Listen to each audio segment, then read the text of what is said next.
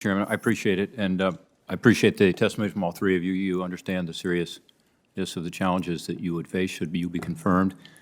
Mr. Weinstein, we know from a U.S. Trade Representative's report that a Chinese state-owned company called the National Offshore Oil Corporation submitted formal requests to Chinese intelligence services seeking information on several American oil and gas companies. In your questionnaire, you stated that as a lawyer in private practice, you did work for this company, the Chinese National Offshore Oil Corporation, apparently in relationship to this issue. Can you tell us what was the nature of your work for this organization? Thank you, Ranking Member Portman. And I got a number of questions about this in my SISI hearing as well, and I think it's a very fair and appropriate area of inquiry. So just in short, early 2018, a colleague of mine who does trade work called and asked for for an associate in the white-collar group, I'm a partner in that group, to write up a memo about whether any criminal laws might have been implicated by the conduct that you just talked about that was in that U.S. Trade Representative report. I asked an associate to do it. He wrote up a memo. I reviewed it, and I sent it on to my colleague who was doing the trade work and wanted to take the administrative implications and include them with the criminal implications in a memo. It was 2.8 hours of work. I didn't talk to, the client, never talked to the client, never advocated on behalf of the client, didn't make any calls. It was literally just processing the memo. Nonetheless, I take your point, the concern about the Chinese Communist Party and its approach to economic competition, economic, geopolitical, military competition with the United States. They're seeking supremacy over the United States in every way, and they're using whatever means are available, many of those means being completely inappropriate. And I understand that state-owned enterprises are often being used as vehicles for those means, and that people like myself need to take a hard look at those entities before doing any work for them. Just as I explained to Senator Rubio about this issue, I actually have long harbored serious concerns about the Chinese Communist Party, and back when I was Assistant Attorney General of the National Security Division, I started the Export Control Initiative that was focused largely on China and was banging the drum about how China was eating our lunch in terms of stealing our technology. And that's an area that I've been quite vocal about, both in government and then outside of government. And I can commit to you that if I go to INA, I'm going to keep an intense focus on that because, if anything, the approach by the Chinese Communist Party in competition with us has become more sharp-edged, not less sharp-edged over the years, and the danger is even greater than before. So I understand the concern about that matter that I worked on, and I will keep that concern close in mind as I conduct my duties in INA. Well, I appreciate that answer, and I would say at the time that you oversaw the work by the associate and built some time to it yourself, as you indicate, I assume you were aware of the fact that years previous, it sounds like 6 years previously, based on the USTR report, that this company had used Chinese intelligence services to investigate American companies. Is that correct? That's what the allegation in the report was, and I know that then a few years later, the U.S. and Chinese governments reached an agreement saying that they explicitly wouldn't do that in 2015. My understanding is that that agreement has now been breached, but back in 2012, according to the report, and I have no reason to doubt the allegations, that was in fact the case. During your time at DOJ in the National Security Division, you indicate you did observe an uptick in Chinese nationals trying to steal American technology. Is that true? Absolutely, and not only Chinese nationals, it was more just orchestrated activity, orchestrated by the Chinese Communist Party, focusing on industry by industry, trying to hoover up as much technology and sensitive data as possible, so that they could then sort of accelerate their development of technology over there. And it was quite brash, and that was the era that is becoming very evident. We needed to do something. That's a good segue to my next question for one of your colleagues on the panel, but let me just ask you quickly for a quick answer to this. What do you think the role of INA is in all this, in addressing this economic threat from China? I know they're doing it now. I got briefed on it. They actually have an operation focusing on exactly that, and I expect to maintain that, if not accelerate it. Okay. Dr. Kuznetsov, along these same lines, there's recent data indicating that the Science and Technology Directorate is going to provide around $15 million in grants to colleges and universities each year, should you be confirmed.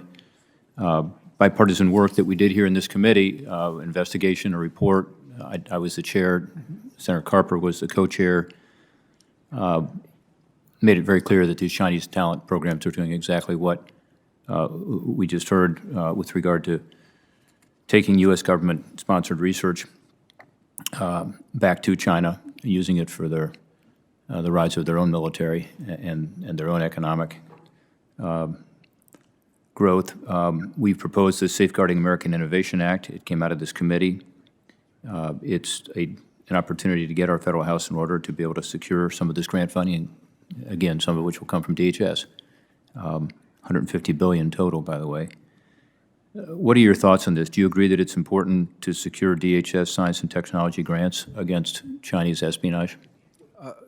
Thank you for that question. That's an important and pressing question, Senator. The challenges we face in dealing with science is that it thrives by being global, being international. That's how innovation is done. At the same time, we recognize that there are countries like China that are using some of our facilities, for example, to conduct work that fills knowledge gaps that help advance their goals. And so there are issues about data, about IP theft, and about the general technology side that we worry about. I have been at the Department of Energy working some of these issues. I have to say the way we have approached it has been a fusion of activities that started with our intelligence and counterintelligence functions. It is our researchers, it is the fact that we have intelligence elements at our laboratories, and we come together and we review the work. DOE, the Energy Department, has the advantage of having all of this under one roof, and it is also a rich funder of science and technology, so we can take a broad view. We have enough data to understand the nature of threats as we see them. I believe at DHS, if confirmed, this would be an important problem as well to look into. I would be very happy to work with my colleagues here, if confirmed as well, with INA to help understand this. But I believe interagency is also important. There are pieces of research that are being funded by other parts of the government, and you couldn't do it alone in a single department without richer conversations across funding agencies of science and technology. So I would take a broader approach to this if confirmed. I do think it's important, but it'll take some teamwork. Have you looked at the Safeguarding American Innovation Act? No, sir, I have not yet. Okay, we're going to have some follow-up questions. I'd love for you to take a look at it and get your view on it. We're trying to get it passed right now as part of this so-called USICA legislation, competitiveness legislation that's passed the Senate with Safeguarding American Innovation Act in it and trying to ensure it's in the final product. Let me ask you a question. Have you ever worked directly with Chinese entities yourself? Have you ever had a grant from the Chinese government or any other compensation? No. But you have been exposed to the issue, it sounds like, in your research over the years, so you understand the necessity for us to protect our research. Yes, absolutely. My time's expiring. Just quickly, Mr. Valdez, as you know, the Undersecretary for Management is responsible for all these major acquisitions. We're behind on a bunch of them. We're behind schedule on the biometric entry-exit program for land travelers. I was just down at the port of entry in Nogales, Texas, seeing the strong need for that. They want it. The cross-border tunnel threat surveillance program and the integrated surveillance towers, the ISTs. And this is all happening in what I believe is the worst border crisis, and I think the numbers bear that out, in our nation's history when you add the narcotics issues with the illegal migration issues. If confirmed, what will you do to ensure that these critical acquisition programs are delivered sooner to enable Customs and Border Protection and the Border Patrol to do their work? That's an excellent question, Senator, and I have experience in this area, managing major acquisitions and overseeing that they do not fall out of scope and cost. I think the key is rigorous oversight of these kinds of projects, and My understanding is that, when you have projects that fall particularly out of scope, it's usually caused by three things. Either the technical requirements have changed, there's mission creep, or conditions in the field have changed. There are ways to manage that. And so if confirmed, I would do a root cause analysis of the existing projects, see what the causes are for them falling behind on scope, and then work to remedy that. Well, I think conditions on the ground have gotten worse, that's for sure.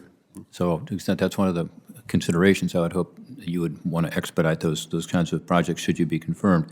Got a lot more questions. Thank you, Mr. Chairman, for your indulgence this morning. I'll submit them as questions for the record. Appreciate your prompt response and full response. And again, thank all three of you for your willingness to step up and serve. Thank you, sir. Thank you.